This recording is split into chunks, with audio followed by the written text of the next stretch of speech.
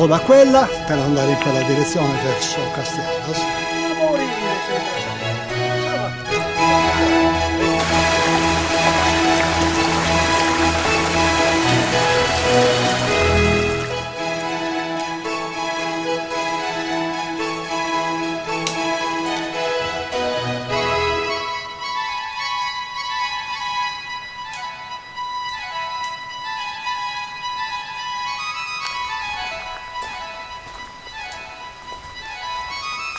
Bello questo tunnel.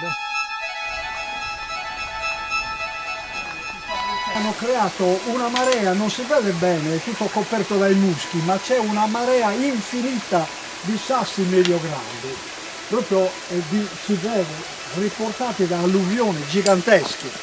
Questo è segno che il Monte Genesi, che so io, 100.000 anni fa, 200.000 anni fa, era una montagna come minimo alta il doppio, se non il triplo, e poi fu smantellata dalle alluvioni.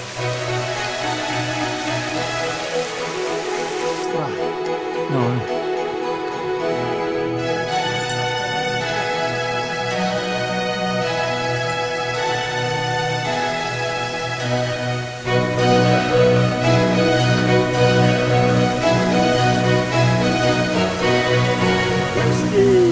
Questo è segno che la foresta circa 100 anni fa è stata tagliata da coloro che facevano le traversine ferroviarie, le traversine, lo vedi là, che bello.